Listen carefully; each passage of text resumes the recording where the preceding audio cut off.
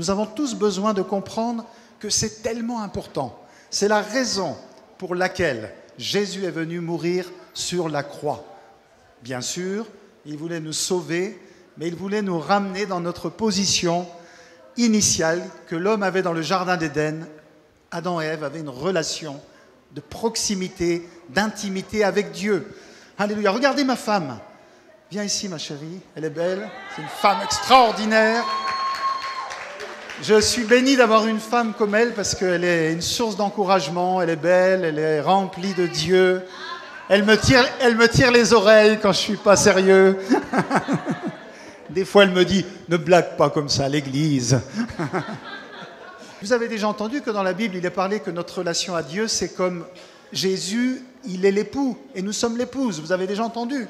Pourquoi? C'est parce qu'il veut nous donner... Dieu, il veut qu'on comprenne les choses spirituelles. Donc il dit, moi je suis l'époux, l'église c'est l'épouse. C'est-à-dire toi, moi, chacun d'entre nous ici, tu es marié avec le Seigneur Jésus. Avec ma femme, pour lui plaire. Est-ce que ma femme veut simplement que je lui amène un bouquet à chaque anniversaire, qu'une fois de temps en temps je l'emmène au restaurant, mais le reste du temps elle ne me voit jamais à la maison. Elle ne sait pas où je suis. Je connais des hommes comme ça, ils ne sont jamais chez eux. Et quand leur femme m'a dit, ah non, je ne sais pas ce qu'il fait. Ah bon? Mais il rentre. Ben, des fois, il rentre à 3 heures du matin. Ah bon? Ah mais j'ai dit, ça ne marche pas comme ça. Hein. C'est bizarre, c'est un drôle d'homme que tu as, mais remets-le en place parce que ce n'est pas du tout la relation que Dieu a prévue à l'origine. On peut faire des bonnes actions 10 dans l'année, on peut venir à l'église 10 fois dans l'année, faire une belle prière, chanter pour le Dieu, et puis à côté de ça, n'avoir aucune relation avec Dieu. Vous voyez? Deuxième chose, je peux essayer d'être le mari le plus parfait. Je suis un homme bien, je fais tout, je fais la vaisselle. C'est bien, c'est déjà mieux. Hein? Amen. Il y a beaucoup d'enfants de Dieu, on essaye d'être parfait, de dire Dieu n'a rien à me reprocher, il fait la vaisselle, ou alors Dieu va dire il a une vie droite, il n'a pas fait des choses terribles, il n'a pas trompé sa femme, il n'a pas volé son voisin, il ne truande pas les impôts. C'est déjà mieux que la première situation. Amen. Mais quand même, ma femme, au bout de quelques années, il va y avoir un problème dans mon couple. Ce qu'elle veut, c'est une relation. Ma femme, elle aime bien causer. Des fois, le matin, elle se lève. Moi, je suis en train de lire ou de méditer la parole sur l'ordi, d'écouter une vidéo, un message. Elle arrive, elle me parle. Je dis, ah, s'il te plaît, dans 1 heure, reviens me voir dans 1 heure. Mais je sais qu'elle a besoin d'une relation avec moi. Elle a envie de me causer, elle a envie d'avoir un moment. Bon, moi, j'ai ma relation avec le Seigneur le matin. C'est comme tout le monde. Moi, quand je me lève, je bois mon café, il ne faut pas trop me causer. Il faut me laisser louer le Seigneur, prendre du temps. Puis après, ça va mieux. Mais elle a besoin d'une relation. Elle aime avoir un contact. Elle veut avoir une relation de confiance. Elle sait que je ne suis pas parfait. Ça peut m'arriver de me mettre en colère ou de faire des choses qui ne sont pas bien. Mais d'une manière générale, on a essayé d'entretenir cette relation. On cause, on partage, j'essaye de comprendre, elle essaye de me comprendre, on s'écoute, je vois qu'est-ce qu'elle aime. Parce que moi, quand je me suis marié avec elle, il y avait des choses. Par exemple, quand j'ai démarré dans le ministère, tout jeune, avant les affaires, le ministère, j'allais à fond. On était dans les affaires, on rentrait, il était 6 heures, on repartait faire du business. Après, un homme, on est comme ça, on va à fond dans ce qu'on fait. Bon, une femme, elle a aussi besoin d'un petit temps à la maison, de se mettre dans le canapé, de regarder une petite émission, d'avoir son mari qui la prend dans ses bras. Hein? Messieurs, comprenez cela, la relation. Eh bien, avec Dieu, c'est... Merci, hein, tu peux t'asseoir. Avec Dieu, c'est un peu la même chose. Nous avons besoin d'avoir une relation. Ce que Dieu, il veut, il ne cherche pas. Bien sûr, il veut que tu t'améliores, que tu sois un meilleur chrétien, que tu sois plus parfait. Il y a des choses que tu dois arrêter de faire dans ta vie, ce n'est pas possible. Mais ce n'est pas ce genre de relation que Dieu veut avec toi. Il veut vraiment une relation de cœur à cœur. Voilà comment marchent les couples, voilà comment marche le couple d'un enfant de Dieu avec son papa céleste. C'est pourquoi il nous a donné le Saint-Esprit qui est toujours avec nous. Il est toujours là. Alléluia, c'est sa présence dans notre vie. C'est pour ça que j'ai beaucoup aimé ce matin quand on a chanté « Ta présence, c'est le ciel pour moi ». C'est extraordinaire parce qu'en fait, c'est ça que Dieu veut te révéler aujourd'hui. C'est sa présence qui est la chose la plus importante dans ta vie. Parce que plus sa présence sera importante dans ta vie, plus tu vas donner de la place au Seigneur dans ta vie, à sa présence dans ta vie, et plus ta vie va refléter la gloire de Dieu. Alléluia. Et il a donc dit qu'il allait nous donner le Saint-Esprit. Et vous avez tous le Saint-Esprit ici. Vous êtes des enfants de Dieu, vous avez été recréés par le Saint-Esprit, et c'est la raison pour laquelle vous pouvez marcher en communion avec Dieu aujourd'hui, ce que le peuple de l'Ancienne Alliance ne pouvait pas faire. Eux, ils observaient des règles extérieures, des commandements, des lois. Je l'ai déjà dit, mais on va le redire, c'est important. Pour moi, les règles de l'Ancienne Alliance, c'est comme un enfant, un petit bébé. On a vu une présentation. Ils vont être obligés parfois de lui dire « tu ne fais pas ci, tu ne fais pas ça ». Voilà, ils ne pourront pas tout lui expliquer. Un enfant, parfois, on n'explique pas tout de suite. Il y a des choses qu'il ne comprendra pas. Mais on va lui donner des règles. Ça se passait comme ça dans l'Ancienne Alliance. Mais dans la Nouvelle Alliance, Dieu a jugé que vous êtes des gens intelligents, que vous n'êtes pas des enfants, que vous êtes passés au stade adulte. Ce qu'il veut, c'est avoir une relation, une communion à travers le Saint-Esprit avec vous. Il n'a pas envie de vous parler comme à des enfants. Il n'a pas envie de vous dire « ne fais pas ci, ne fais pas ça ». Vous savez, c'est la dernière chose qu'on a envie de faire. Moi, mes enfants, c'est des grands maintenant, ils ont tous entre 15 et 21 ans. Je n'ai pas envie de leur parler « ne fais pas ci, ne fais pas ça ». Ça ne m'intéresse pas. Je veux une relation avec eux. Je veux peut-être les conseiller, les aider, leur donner des éléments pour qu'ils puissent avancer dans la vie. Quand ils font des bêtises, je ne vais pas leur dire « c'est pas bien » tout de suite. Je vais plutôt leur expliquer qu'ils auraient pu mieux faire. Vous voyez ? Eh bien, Dieu est comme ça. Dieu n'est pas différent. Souvent, nous grandissons avec l'image d'un Dieu qui vient juste, qui intervient dans notre vie au moment où il faut nous corriger. Dieu n'est pas là pour toujours te corriger. Dieu ne voudrait pas avoir à te corriger. Dieu veut avoir une relation à travers le Saint-Esprit. Alléluia. On va regarder quelques versets dans la Bible au sujet du Saint-Esprit. Parce que c'est ton contact avec Dieu. Dis à ton voisin, le Saint-Esprit, c'est ton contact avec Dieu. Comme Vanessa l'a dit ce matin, nous sommes le temple du Saint-Esprit. Tu t'imagines un peu? Toi, tu te sens incapable, impuissant, tu te sens imméritant, tu te dis « je ne vaux rien, qui suis-je? Je suis un oublié au milieu des hommes, je ne suis pas grand-chose, je ne suis pas capable. Oh, le pasteur peut-être, Vanessa qui a fait la louange certainement, notre sœur Vicky qui a présidé, elle a quelque chose, mais moi, qui suis-je » Mais je vais te dire, aux yeux de Dieu, tu es important, tu as une grande valeur puisqu'il a jugé digne de déposer le Saint-Esprit dans ton cœur. Et le Saint-Esprit, c'est la personne même de Jésus qui vient dans ta vie. C'est extraordinaire. Tu devrais déjà commencer à te dire « Waouh, mais Dieu me considère tellement. Quelle considération il a à mon égard.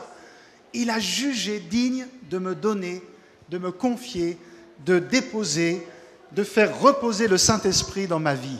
Alors je ne vais pas le décevoir. Je vais apprendre à connaître le Saint-Esprit. » C'est une personne, le Saint-Esprit. Dis à ton voisin, le Saint-Esprit, c'est une personne. Parce qu'il pense. Il est attristé parfois. Alléluia. Nous voyons dans la Bible qu'il a des émotions, des sentiments. Il réagit, le Saint-Esprit. Vous allez voir un petit peu tout ce qu'il fait. Vous allez voir, c'est une personne dans ta vie. Le matin, tu peux lui dire « Bonjour, Saint-Esprit ». Amen. Dis-le, regarde-le, dis « Bonjour, Saint-Esprit ». Ça vous paraît étonnant, mais vous avez une relation. Moi, quand ma femme se lève, je lui dis bonjour. D'accord? Ben oui, mais je sais qu'il y a des couples où la femme se lève, le mari ne lui dit même pas bonjour. Au fait, chérie, t'as pensé à payer les impôts? C'est la première parole qu'ils lui disent. Amen. Hein? Ou alors, dis donc, chérie, j'ai pas trouvé le café dans l'armoire. T'as pas oublié d'en acheter hier? D'accord? Mais tu pourrais pas me dire bonjour avant? Tu pourrais pas accueillir ma présence dans ta vie? Alléluia, avant de me dire tout ce que je dois faire et ce que je n'ai pas fait. Eh bien, c'est pareil. Souvent, avec Dieu, on prie le matin. « Oh Seigneur, tu vois mon besoin, la banque va m'appeler. Alléluia, j'ai mal dans le dos. » Avant de commencer à créer un lien et une relation avec lui. Apprenez à avoir cette relation avec le Saint-Esprit. Alléluia, le Seigneur est vivant, il est là. Il veut que tu grandisses dans la maturité. Alors, nous allons regarder différents points. On va lister. Ça va vous permettre de voir un petit peu comment est le Saint-Esprit, comment il agit dans nos vies, ce qu'il fait dans nos vies. Acte 1, je vais prendre plein de versets, peut-être vous ne pourrez pas les sortir aussitôt, mais vous pouvez les noter si vous voulez les relire chez vous.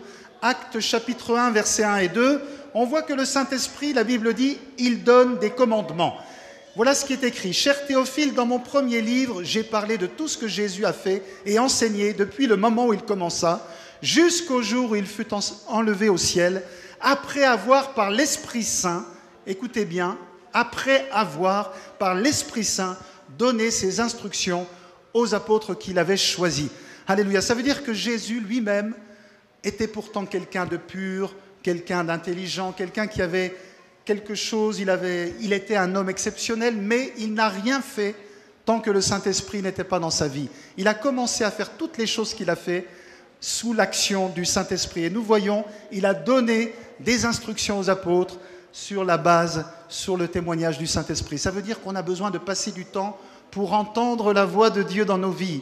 Ça veut dire que quand tu prends une décision, par exemple, pour acheter une maison, pour des études, pour un mariage, par exemple, des choses toutes simples, tu devrais, je te conseille vivement, avoir recours à l'instruction, au témoignage, au conseil du Saint-Esprit dans ta vie. Si Jésus a su donner des instructions par le Saint-Esprit, imagine que le Saint-Esprit peut être ton aide demain pour les décisions importantes qui sont dans ta vie. Alléluia. Donc tu as besoin de passer du temps avec le Saint-Esprit. Tu as besoin d'être sensible à la voix du Saint-Esprit. Acte chapitre 1, verset 8. Il est écrit, vous recevrez, c'est Jésus qui parlait, une puissance, le Saint-Esprit survenant sur vous, et vous serez mes témoins à Jérusalem, dans toute la Judée, dans la Samarie, et jusqu'aux extrémités de la terre. Regardez, comment je peux discerner déjà si quelqu'un a le Saint-Esprit dans sa vie? C'est une personne dans l'action. Le Saint-Esprit ne nous laisse pas assis sur une chaise, dans un lit, dans un canapé, dans un fauteuil, juste la demi-heure que tu as besoin de passer avec ton épouse ou ton mari. Mais le reste du temps, le Saint-Esprit vient dans ta vie pour être un témoin, pour aller de lieu en lieu. Jésus allait de village en village, de ville en ville. Il annonçait la bonne nouvelle de l'Évangile. Regardez, les premiers chrétiens étaient remplis d'une force exceptionnelle. Alléluia, ça c'est un des cadeaux du Saint-Esprit dans nos vies. Plus ta relation avec Dieu sera intime, plus tu vas être fort. Tu vas traverser la vie avec force et puissance. Il y a tellement de problèmes, mes amis, qui viennent dans notre vie, sur notre route. On a besoin d'être fort, on a besoin d'être rempli pour marcher sur les problèmes, pour aller de victoire en victoire. Tu as été créé pour vivre une vie de force et de puissance, par la présence et la puissance du Saint-Esprit dans ta vie. Tu as été créé pour marcher sur les problèmes. Là où les autres s'effondrent, tu as été créé pour te relever, pour avancer, pour gagner, pour progresser, pour aller toujours plus haut. La Bible dit que nous allons de gloire en gloire et de victoire en victoire. Alléluia, ça c'est une œuvre du Saint-Esprit. Il met de la puissance dans nos vies.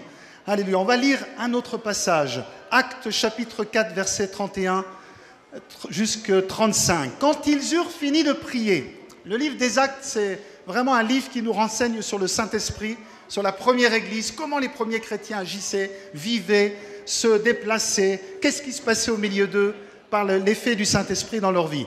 Quand ils eurent fini de prier, le lieu où ils étaient réunis se mit à trembler. Ils furent tous remplis du Saint-Esprit. On en reparlera. Alléluia. Ils furent tous remplis du Saint-Esprit et ils disaient la parole de Dieu avec assurance. Ça, c'est une chose importante. Gloire à Dieu. Dieu, le Saint-Esprit, c'est comme ma femme. Je peux prendre un peu de temps avec elle, mais moi, je ne veux pas qu'elle soit une étrangère. Je ne veux pas simplement qu'elle soit quelqu'un avec qui j'ai une relation, petite relation. Je veux être dans sa présence. Je veux que moi, on dise Pierre-Yves et Valérie, Valérie et Pierre-Yves. Voilà, quand on nous associe, on ne peut pas nous dissocier. Donc, il y a des gens, parfois, on ne les associe pas à leur femme. Il y a des personnes, vous allez dire, c'est Martin.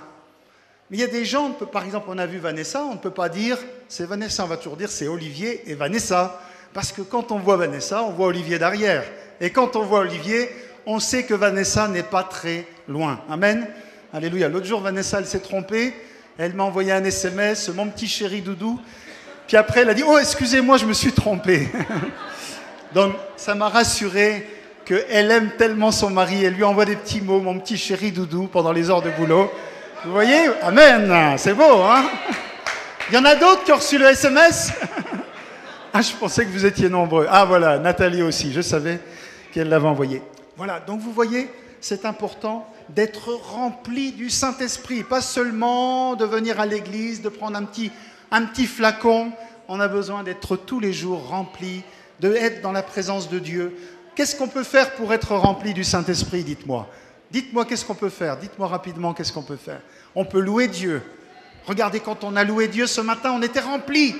Amen, j'ai vu des hommes qui dansaient, ils étaient remplis, c'est sous l'effet. La Bible dit même Jésus, il tressaillit sous l'effet du Saint-Esprit. Jésus n'était pas un homme toujours sérieux comme ça. Des fois, il sautait de joie sous l'effet du Saint-Esprit. Waouh, gloire à Dieu. On peut lire la parole. La parole de Dieu, elle produit le Saint-Esprit. Vous savez, je voudrais vous dire quelque chose aujourd'hui. Le Saint-Esprit et la parole marchent toujours ensemble. Tu ne peux pas dissocier le Saint-Esprit et la parole de Dieu. Amen. Comme je l'ai déjà dit, je crois, mais cette dame que j'avais rencontrée un jour qui m'avait dit « J'aime le Saint-Esprit, j'aime sa présence, j'aime le sentir, mais je n'aime pas lire la Bible. » Alors j'ai dit non, il y a un problème. Parce que quand on aime le Saint-Esprit il nous fait aimer la parole de Dieu. Donc je t'encourage tous les jours à lire la parole. Peut-être que tu n'es pas un grand lecteur, mais tu prends des passages dans l'Évangile, des versets dans les psaumes, dans les proverbes ou ailleurs. Tu commences en prenant des morceaux de la parole de Dieu. Jésus a dit, l'homme ne vivra pas de pain seulement, mais de toute parole qui sorte de la bouche de Dieu. C'est-à-dire, écoutez bien pourquoi il a dit ça. Ça veut dire qu'il considère que de la même manière que dans les 2-3 semaines qui vont venir, même dans la semaine qui va venir, d'ici dimanche prochain, tout le monde ici même, vous aurez mangé, vous aurez nourri votre corps. Parce que je n'en vois pas un ici qui va tenir une semaine sans manger, excusez-moi, à moins d'avoir été tellement préparé dans la prière. D'accord ? Mais combien de fois nous laissons notre esprit mourir de faim, nous ne le nourrissons pas des bonnes paroles puissantes, des paroles vivantes, des paroles qui vont nous rafraîchir, qui vont nous donner de la force, de la joie, de la paix, qui vont nous rapprocher de Dieu. Nous avons besoin de nourrir notre esprit. Dis à ton voisin, il faut que tu nourrisses ton esprit. Il faut que tu nourrisses ton esprit. Hein, Pascal? Alléluia. Alors on va continuer ce verset. La multitude de ceux qui étaient devenus croyants avaient un seul cœur et une seule âme, et personne ne disait que ces biens lui appartenaient en propre, mais ils avaient tout en commun. C'est avec une grande puissance que les apôtres rendaient témoignage à la résurrection du Seigneur Jésus, et une grâce abondante reposait sur eux tous. Voilà ce qui se passe quand nous sommes vraiment remplis du Saint-Esprit. Alléluia. On va lire un autre passage, donc dans le livre de Actes, chapitre... Jean 14, 26. Jean 14, 26. Encore, la Bible nous parle du Saint-Esprit, elle dit « Mais le Consolateur, l'Esprit Saint que le Père enverra en mon nom, il vous enseignera toutes choses et il vous rappellera tout ce que je vous ai dit. » Écoutez bien, il vous rappellera tout ce que je vous ai dit. Ça veut dire que, qu'est-ce qu'il peut nous rappeler si nous n'avons pas déjà lu la parole? Il faut que nous entendions la parole pour qu'il puisse nous la rappeler dans les moments où nous en avons besoin. Demain, tu peux faire face à une situation de difficulté. Peut-être tu vas recevoir, je ne te le souhaite pas, mais peut-être qu'il y a parmi nous quelqu'un que tu vas recevoir un appel demain après-midi. Et puis, c'est peut-être ton employeur qui va t'appeler, il t'aime bien, tu travailles pour lui depuis 20 ans. Et il a la délicatesse de t'appeler pour te dire « Monsieur Martin, je vous aime beaucoup, mais je suis terrassé en ce moment. Nous ne pouvons plus faire face aux charges qui s'accumulent. Nous avons perdu beaucoup de clients. Et je suis au regret de vous dire que prochainement, nous allons vous envoyer une lettre de licenciement. Mon cœur est brisé, Monsieur Martin, mais je n'ai pas d'autre solution. Et Monsieur Martin, il a 49 ans ou 53 ans. Il a encore 10 ans avant la retraite. Il sait qu'il y a 5 millions de chômeurs en France. Il se demande comment il peut faire face à une telle situation. Lui, il y a longtemps qu'il a été à l'école, il n'a plus l'expérience pour retrouver un emploi. Il est en train d'imaginer tout ce qui va se passer dans les années à venir. Mais, alléluia, la Bible dit qu'il va nous rappeler tout ce que la parole de Dieu. Mais si M. Martin est un homme de Dieu, qu'il est rempli de l'Esprit de Dieu, qu'il lit la parole, qu'il la médite jour et nuit, qu'il est dans cette parole tout le temps, qu'est-ce qui va se passer? Le Saint-Esprit va prendre le relais de cette conversation téléphonique. Amen. Le Saint-Esprit va lui rappeler qu'il y a 2 jours, quand il lisait l'Évangile, Jésus avait dit dans cette parole, ne vous inquiétez de rien. Alléluia, de rien du tout. Voilà, le Saint-Esprit va te rappeler ces paroles. Ou peut-être il va entendre cette parole du psaume 23, verset 1. « L'Éternel est mon berger, je ne manquerai de rien. Je pourrai faire face à cette situation. Ne vous inquiétez pas, mon cher employeur. » Alléluia, vous êtes un employeur humain, mais moi je travaille pour un patron céleste qui est puissant, qui ne sera jamais au chômage. L'entreprise marchera toujours et il a promis de prendre soin de moi jusqu'au dernier de mes jours. Alléluia. Mais il faut avoir une relation avec le Saint-Esprit pour réagir de cette manière. Alléluia, quand tu es appelé d'urgence pour aller prier avec quelqu'un à l'hôpital, si tu es rempli de l'Esprit de Dieu, tu vas avoir la réaction appropriée. Tu vas dire, la Bible dit dans le nom de Jésus que nous poserons les mains sur les malades. Alléluia, et que les malades seront guéris. Gloire au Seigneur.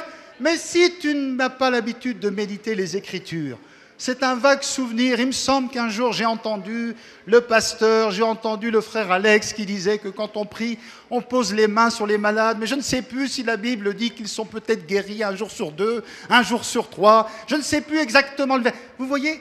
Mais soyez dans la parole de Dieu.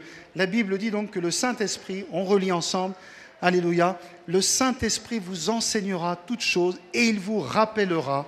Ça veut tout à fait dire que le Saint-Esprit marche avec les Écritures. Qui a pris sa Bible ce matin? Levez-la bien haut. Voilà, bon, je ne dis pas ça pour mettre dans l'embarras ceux qui ne l'ont pas pris. Mais ce livre-là, c'est une personne, c'est une puissance. On a besoin de l'avoir toujours près de nous. On a besoin de le lire et de le méditer. C'est ta bouée de secours.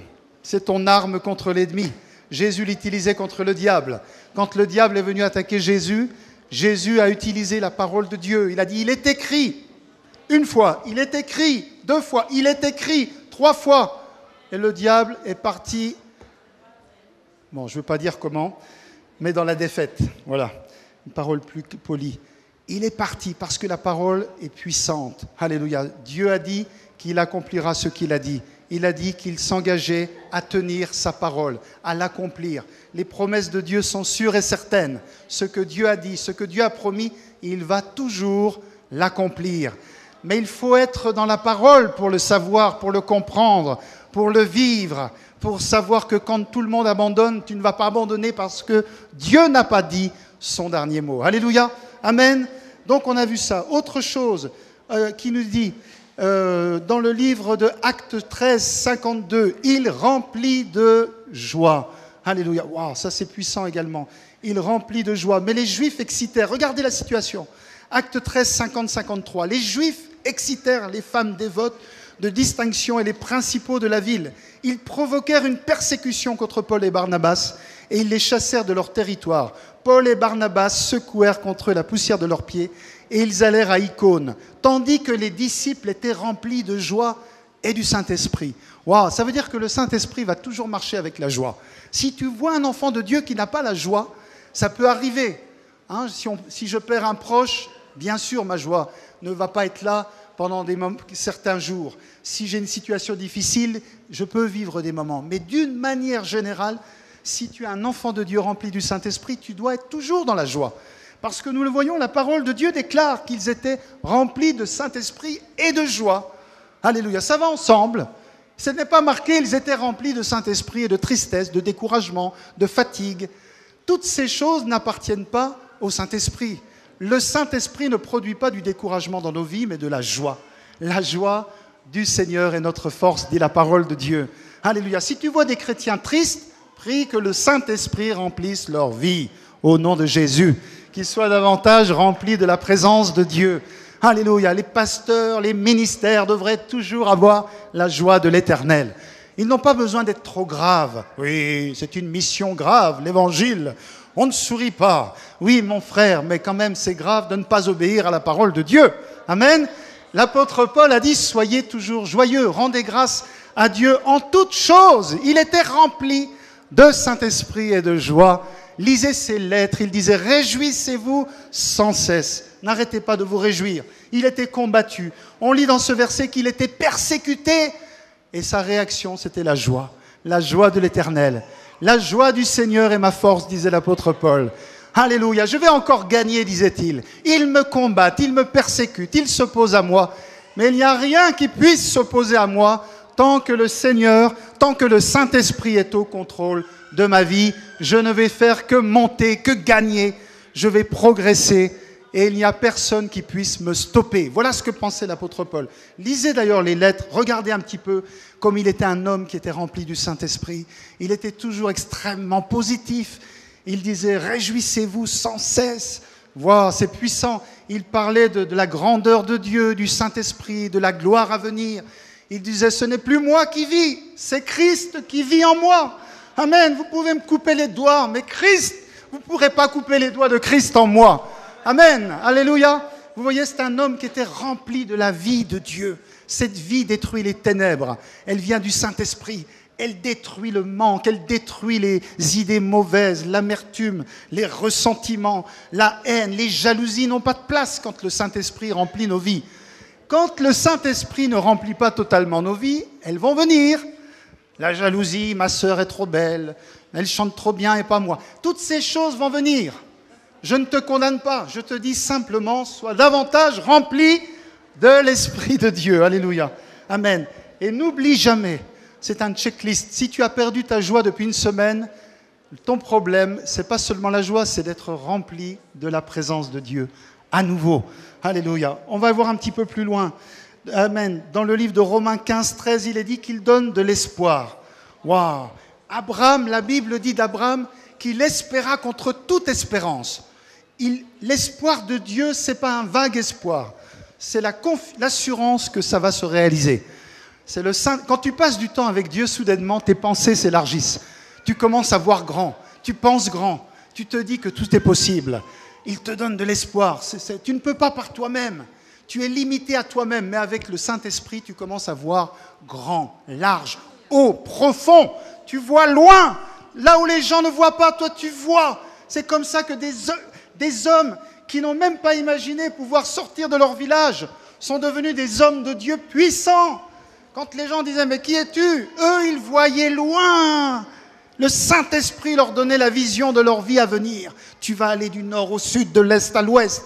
Tu vas prêcher l'évangile sur la planète. Des millions vont venir à Christ. Les malades seront guéris. Les paralytiques vont sortir des fauteuils roulants. Tu enseigneras la parole. Alléluia. Il faut que tu renouvelles. Qui que tu sois, prends du temps avec Dieu. Dieu va te donner une vision. Alléluia. Si tu es un homme d'affaires, par toi-même, tu vas voir des limites. Mais si tu laisses Dieu, Dieu va te montrer, je suis le plus grand homme d'affaires, dit le Saint-Esprit.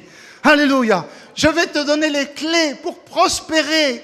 Tu dois être devant tout le monde, dit le Saint-Esprit. Il nous donne un espoir extraordinaire. Si tu es une maman, tu vas être la meilleure maman que le monde n'ait jamais eue au foyer avec l'Esprit de Dieu. Parce que lui, il va te dire exactement comment tu dois parler à tes enfants. Des fois, je vois des mamans, elles parlent mal à leurs enfants. Ils sont durs avec leurs enfants. Ils ne s'occupent pas de leurs enfants. Le Saint-Esprit va te dire exactement, prends du temps. Tu ne sais pas comment ni pourquoi, mais il va le faire. Il y a plein de choses qui me sont arrivées, des pensées, des messages, des idées. Je ne sais même pas pourquoi ni comment, mais quand je prends du temps avec Dieu, c'est « Oh, tiens, voilà une pensée qui arrive. Tiens, elle est pas mal, celle-là. » C'est étonnant quand même. Les autres n'y ont pas pensé. Et Dieu me la donne. Wouh, c'est super, je vais la mettre en place, celle-là. Personne ne l'a encore vu que c'est la bonne pensée, la bonne idée. Ça va produire des choses extraordinaires. Waouh, tu as cet associé dans ta vie, cet agent extraordinaire. Qui que tu sois, avec le Saint-Esprit aujourd'hui dans ta vie, tu dois retrouver un espoir immense. Vois le meilleur. Laisse pas l'ennemi dominer tes pensées. Tes pensées appartiennent à Dieu. Tes pensées doivent être renouvelées par les pensées de Dieu, la parole de Dieu. Commence à penser comme Dieu pense, grand, large, haut. Il a dit, mes pensées ne sont pas vos pensées. Nous, on pense petit, on pense négatif, on pense qu'on n'avancera jamais, on est des petits chrétiens, on dit que la France va mal, qu'il n'y aura plus jamais des grandes églises. Mais c'est un mensonge de l'ennemi. Les plus grandes églises sont à venir. Alléluia. Gloire au Seigneur. La France va peut-être mal, mais pas pour ceux qui sont remplis de la pensée et de l'Esprit de Dieu. Alléluia. Eux, ils vont prospérer dans le pays. Parce que la Bible dit, mon peuple sera fort et fera des exploits. Qui est candidat pour les exploits avec Dieu? Amen. Donc, ne rêvons pas, mes bien-aimés. Dieu, bien sûr, il fait des miracles, mais ne rêvons pas. Dieu veut te dire d'être quand même sérieux à ce niveau-là. C'est-à-dire, si tu veux vraiment que Dieu agisse à travers ta vie, il faut quand même être attentionné, développer ta relation, être un enfant de Dieu sérieux. Il faut bâtir les fondements de ta vie, il faut être enraciné, d'accord? Enraciné dans la parole, dans l'esprit, dans la vie de Dieu. Sinon, tu es en train de rêver. Tu es comme ces gens qui jouent au loto, ils espèrent un jour être millionnaires. Mais ils auront passé leur vie à alimenter les caisses de, je ne sais plus, la société du loto. Alléluia. Moi, je n'ai pas envie de passer ma vie à alimenter les caisses de quelqu'un d'autre.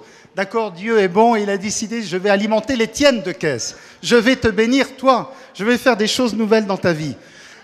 Continuons. Donc, on a vu le remplissez de joie. Saint-Esprit et joie vont toujours ensemble. D'accord, toujours ensemble. Il y a pas...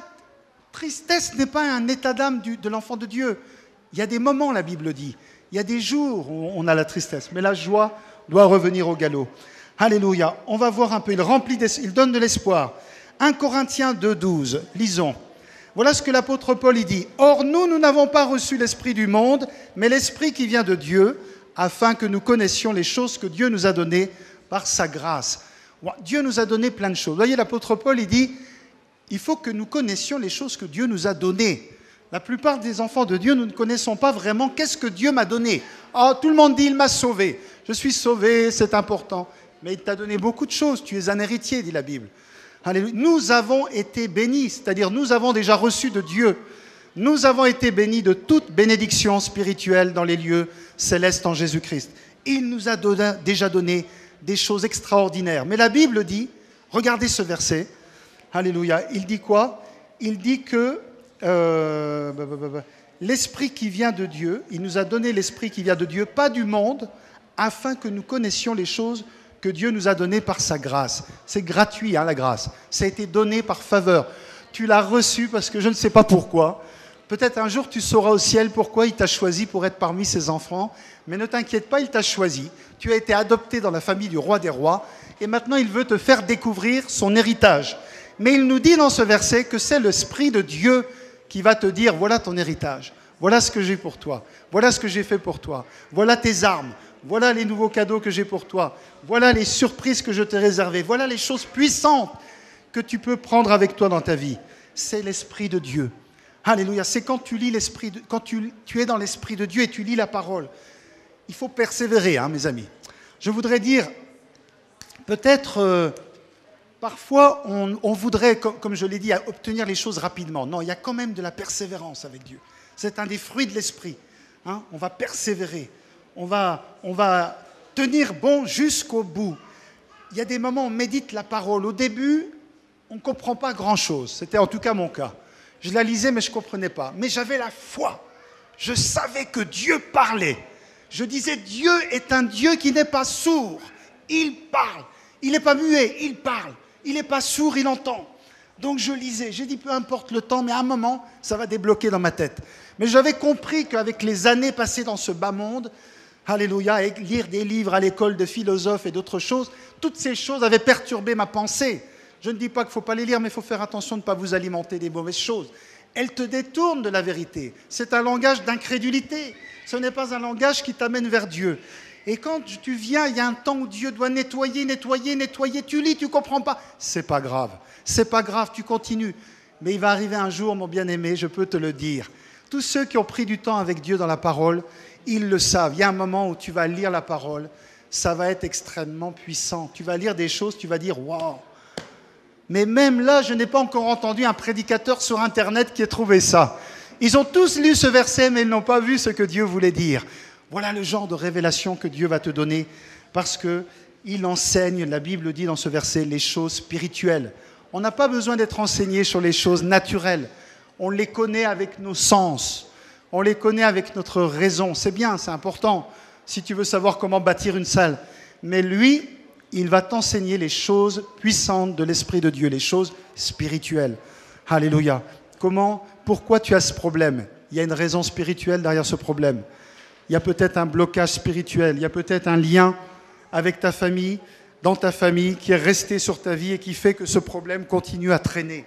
Ne cherche pas la réponse chez les autres, va la chercher avec Dieu. Écoute le Saint-Esprit.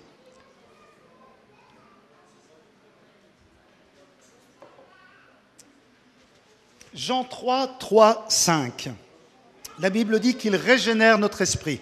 Jésus a dit, il te faut naître de nouveau. Alléluia. La nouvelle naissance, c'est une nouvelle naissance spirituelle. Je renais de l'Esprit de Dieu. Amen. Jean 3, versets 3 à 5. Il prouve, Romains 8, 16. Romains 8, 16, l'Esprit lui-même rend témoignage à notre esprit que nous sommes enfants de Dieu. Alléluia. Qui a des doutes aujourd'hui? Qui pense que tu n'es pas un enfant de Dieu? Qui est certain d'être un enfant de Dieu? Levez la main ceux qui sont certains. Voilà. Ça, c'est l'Esprit de Dieu. Parce que la Bible dit qu'on ne peut dire « Abba Père, Père, je te loue, je t'aime » que si l'Esprit de Dieu l'a fait à travers nous. Ce n'est que l'Esprit de Dieu qui peut le faire. Il prouve, l'Esprit d'adoption rend témoignage que vous êtes ses enfants, qu'il est votre Père. 1 Jean 2, 27. Alléluia. 1 Jean 2, 27, nous voyons que l'onction que nous avons reçue de lui, elle demeure en nous, elle va nous enseigner toutes choses. Il nous oint. Jésus a dit, l'Esprit du Seigneur est sur moi, parce qu'il m'a oint pour annoncer une bonne nouvelle aux pauvres. Ça veut dire que Dieu veut mettre son esprit d'une telle manière en toi, sur toi, autour de toi, te revêtir de l'Esprit de Dieu, c'est l'onction de Dieu. Tu es oint de Dieu, tu as été mis à part pour Dieu, choisi par Dieu, équipé par Dieu et envoyé par Dieu. Alléluia, qui que tu sois, l'onction de Dieu est sur ta vie. Ne cherche pas ailleurs, elle est là. Travaille cette onction, libère cette onction, marche dans cette onction, prends le temps qu'il faut, paye le prix qu'il faut pour vivre dans l'onction de Dieu. Ne paye pas le prix pour faire des bonnes œuvres, paye le prix pour vivre dans l'onction de Dieu. Et les bonnes œuvres vont suivre beaucoup plus facilement. Marche dans l'onction. Jésus disait, l'onction du Seigneur est sur moi, parce qu'il m'a oint pour annoncer une bonne nouvelle, pour une mission. Peut-être l'onction du Seigneur est sur toi pour être un mari extraordinaire. Alléluia. Dieu l'a mis sur ta vie et il va t'envoyer pour trouver l'épouse de ta vie et faire de toi un homme qui va rendre une femme heureuse. Alléluia. L'onction du Seigneur est sur toi. Peut-être qu'il t'a oint, alléluia, pour être un homme d'affaires extraordinaire. Tout ce qu'il fait réussit. Tout ce qu'il touche, tout ce qu'il entreprend, ça marche. L'onction de Dieu est sur ta vie pour te donner. Peut-être l'onction du Seigneur est sur toi comme Daniel pour faire de toi un étudiant qui décourage les autres étudiants tellement il a une facilité. Tout ce qu'il fait, ça marche. Il a toujours des notes au-dessus de la moyenne. Il est toujours au top du tableau. Il réussit tout ce qu'il entreprend. Mais c'était le genre de personne que Daniel était. Il avait une onction particulière sur sa vie. Peut-être l'onction du Seigneur est sur toi. Il t'a revêtu pour mille et une choses, pour danser, pour chanter, pour peindre des tableaux. Il t'a revêtu pour être un garagiste sérieux, qui prospère pour réparer les... Je ne sais pas sur quoi Dieu t'a mis. Il t'a certainement mis une onction pour beaucoup de choses. Alléluia. Mais ça, c'est la particularité de l'Esprit de Dieu. Nous voyons l'Esprit, l'onction du Seigneur est sur moi. Est-ce que tu peux le dire? L'onction du Seigneur est sur moi. Ah, il ne faut pas en douter, mes amis. Ne dites pas, lui, on dirait, lui, il a l'onction. Non, tous vous avez l'onction, mais tous vous ne travaillez pas dans l'onction. Tous vous avez l'onction, mais tous vous n'êtes pas vraiment revêtus. Vous ne vous habillez pas le matin avec un manteau d'onction de Dieu pour commencer votre journée. Même des footballeurs revêtis de l'onction. On a un footballeur ici. Ils vont faire une différence parce que l'onction de Dieu va leur donner un manteau particulier. Quand ils vont courir plus vite que les autres. Quand ils vont taper dans un ballon, ils vont mettre des buts. Parce que ce n'est pas leur pied, mais c'est le pied du Seigneur qui agit à travers leur vie. D'accord? L'apôtre Paul disait, ce n'est plus moi, c'est Christ qui vit en moi. C'est plus l'apôtre Paul, c'est Christ qui vit en moi. Et ma vie présente, dans la chair, je la vis par la foi au Fils de Dieu. Ça veut dire, il voulait dire, mes mains sur les mains du Seigneur, mes pieds sur les pieds du Seigneur. Mon intelligence, c'est le Seigneur qui la dirige. Ma force, elle vient du Seigneur. Mon conseil, il vient du Seigneur. Nous voyons également en Jean 16, 13, on voit, il est écrit, quand le Consolateur sera venu, l'Esprit de vérité, il vous conduira dans toute la vérité. Jean 16, 13. Voilà une chose que le Saint-Esprit va faire. Il ne va pas vous tromper. Alléluia. Il va vous conduire dans toute la vérité. Jésus a dit, ma parole est la vérité. Elle est la vérité. Tu es dans la parole, tu as la vérité. Tu veux savoir qu'est-ce que Dieu pense? Tu regardes qu'est-ce que la parole déclare au sujet de ta situation. Il vous conduira dans toute la vérité. Romains 15, 16. Romains 15, 16. La Bible dit afin que les païens lui soient une offrande agréable étant sanctifiés par l'Esprit Saint. Il sanctifie le Saint-Esprit. Il t'amène dans une position où tu es sanctifié par le Seigneur ton Dieu. Ça, c'est très important également. On ne peut pas avoir une vie complètement en déconfiture, décousue, faire n'importe quoi de sa vie et dire que l'Esprit de Dieu nous conduit. Ça n'est pas vrai. On ne peut pas avoir des relations multipliées à droite et à gauche et aller dire à tout le monde qu'on est les enfants du Saint-Esprit et prophétiser le dimanche. Il y a un problème, mes amis. Ce n'est pas possible. Le Saint-Esprit nous amène dans une vie quand même. On n'est pas parfait, on fait des erreurs, David n'a pas été parfait, mais une vie qui nous rapproche de Dieu, pas une vie qui est n'importe comment. Alléluia. Mais Dieu t'aime, hein. Dieu t'aime, sois encouragé, sois fortifié, sois béni. Il a des bonnes choses pour toi. Alléluia. Qu'est-ce qu'il fait encore? Jean 14, 16. Il console, il réconforte, il encourage le Saint-Esprit. Alléluia. Il console, il est le consolateur. Il va être à tes côtés. Qu'est-ce qu'il fait encore? 1 Corinthiens 2, 10, 16. Il donne de la compréhension, du discernement. Alléluia. C'est important de discerner, mesdemoiselles. Demain, un homme va se présenter à vous. Un bel homme. Il prie bien, il chante bien. Mais seul le Saint-Esprit peut te dire, cet homme, je vois quelque chose qui ne va pas en lui.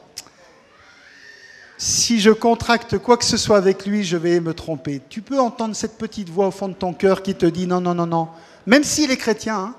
Alors j'ai pas de problème pour le dire, hein, parce que j'en ai vu des drôles, hein, des chrétiens et des chrétiennes.